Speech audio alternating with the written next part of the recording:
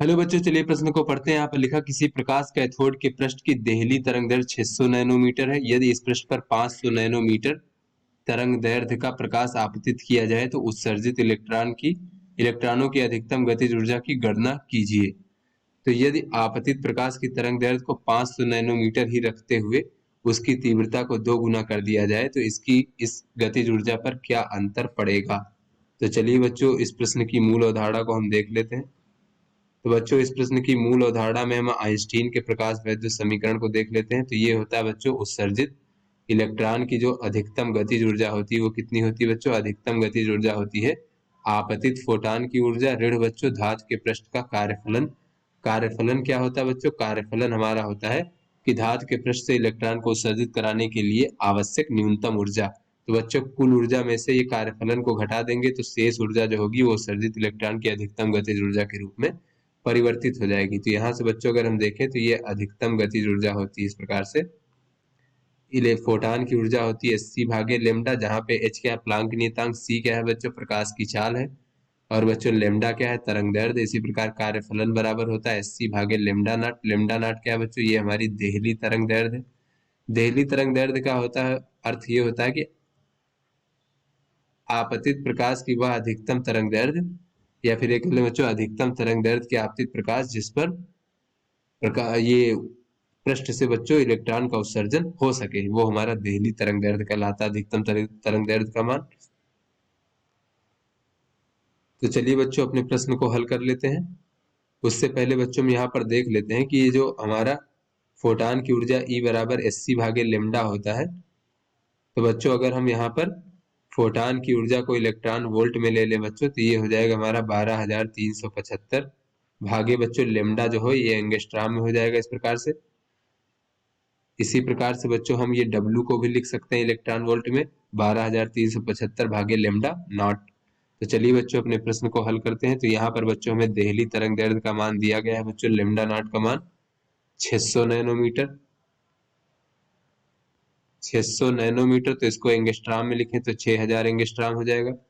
और आपतित प्रकाश की तरंग दैर्ध्य 500 नैनोमीटर, तो इसे एंगस्ट्रॉम में लिखें तो 5000 एंगस्ट्रॉम हो जाएगा। तो यहाँ से बच्चों अगर हम देखें तो ये कार्यफलन W का मान हो जाएगा 12,375 भागे बच्चों लेमडा नॉट यानी 6000। तो ये हो जाएगा बच्चों हमारा 2.06 इलेक्ट्रॉन वोल्ट में प्राप्त होगा बच्चों हमारा।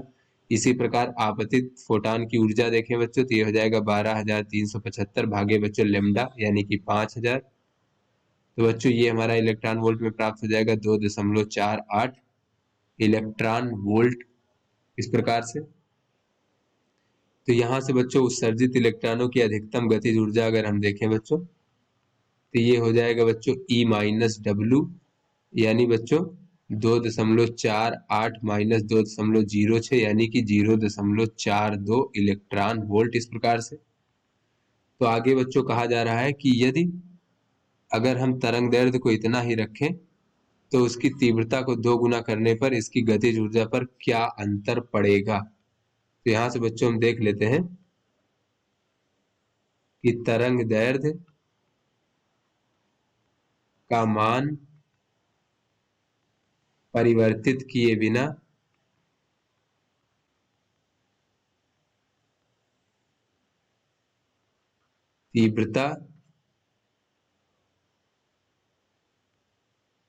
तीव्रता को 2 गुना करने पर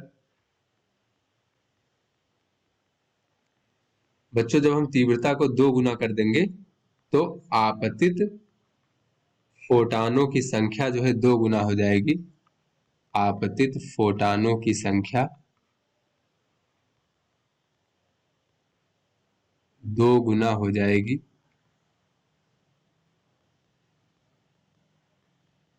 किंतु बच्चों ये जो हमारे प्रत्येक फोटान की ऊर्जा है, किंतु प्रत्येक फोटान की ऊर्जा उतनी ही रहेगी, वही रहेगी, या फिर कह लें परिवर्तित नहीं होगी। किंतु प्रत्येक फोटान की ऊर्जा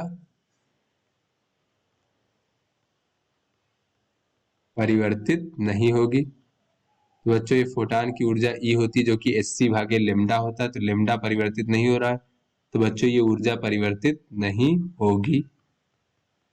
तो बच्चों जब ऊर्जा परिवर्तित नहीं होगी फोटॉन की ऊर्जा, तो बच्चों धातु का जो कार्यफलन W होता है वो तो किसी धातु के लिए नियत होता है, और ये भी परिवर्तित नहीं होगा। तो बच्चों ये जो हमारी अधिकतम गतिज ऊर्जा है इसमें कोई अंतर नहीं पड़ेगा। तो यहाँ से हम बच्चों कह सकते हैं अतः गतिज ऊर्जा में कोई अंतर नहीं पड़ेगा।